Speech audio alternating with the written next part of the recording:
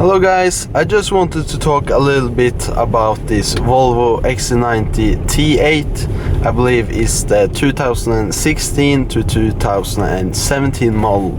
So we have had this car now for 2 years and it have covered now 60% of the factory warranty that you get in Norway, and it's now been driven or on the road for around 60,000 kilometers, and the warranty goes up to 100,000 kilometers or 5 years from the buyer's date. So it is a 2016 to 2017 model, which makes it one of the earlier cars of the XC90s to leave the production in Gothenburg.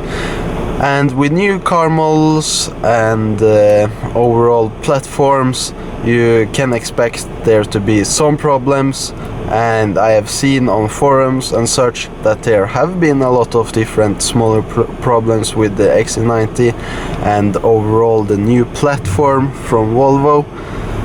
And we have also experienced a little bit of these problems, but of course it is covered under factory warranty.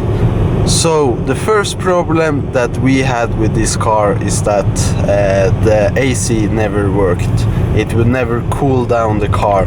So this car here was actually delivered in February of 2016, I believe, which makes this car 2 years old now.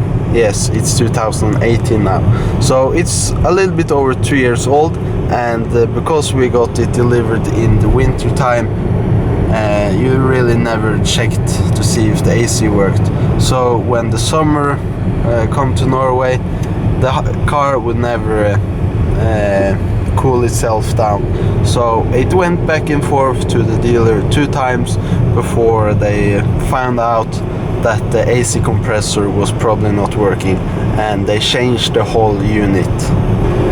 And around 1 year later, it got problems with the suspension, with the air suspension, and it was in the front side, and that is what I'm going to talk about in this video. So I'm going to play a clip here now, and you can try to hear the sound that it was making.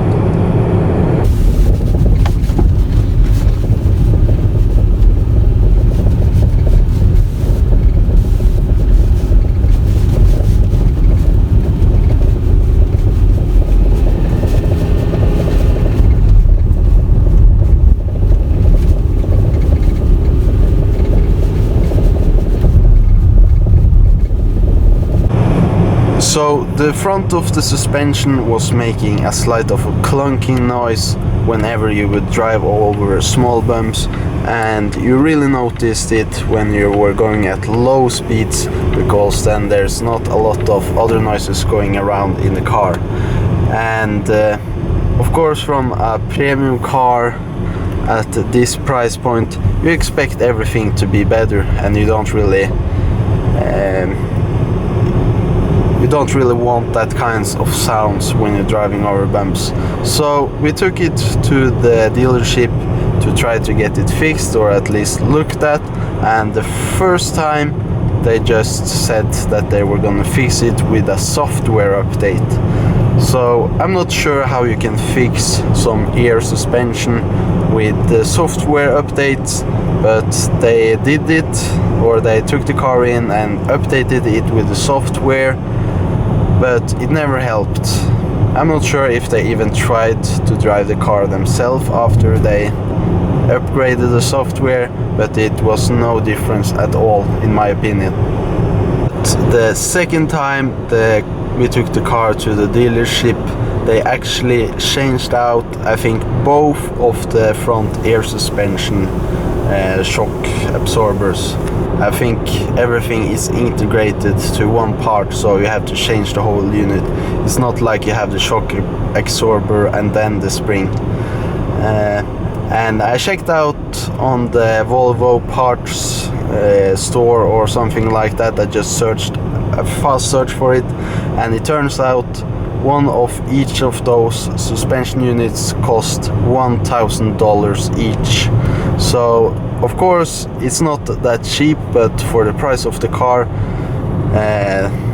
they would be fine fixing it. So why wouldn't they fix it on the first try and just wanted to make the software update? That is what I'm questioning. My uncle, he also bought one of the new Volvos on the new platform.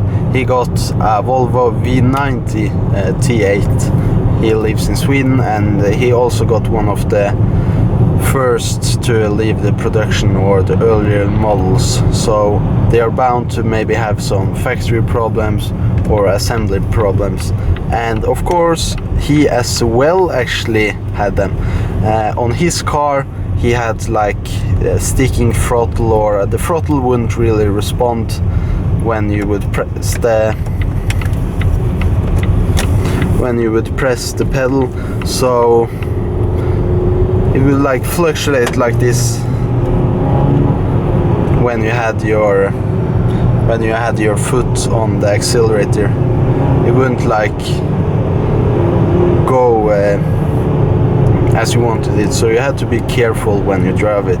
So but he now ended up actually to get a new car in Mars, I believe, and the problem with his car was that they had assembled the whole rear light wrong, so it was actually leaking water into the car and then probably damaging some of the computers that is located in the back there. I'm not totally sure about it, but that is what he told me.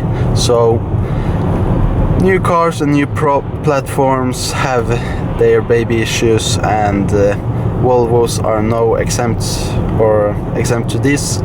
So, and my family and he is the only people I know, or that I at least have talked with about these new Volvos, and both have had problems. It's not like that for everybody, of course, but yeah, of course there have been a higher chance, I believe, that somewhere were to be wrong on these cars.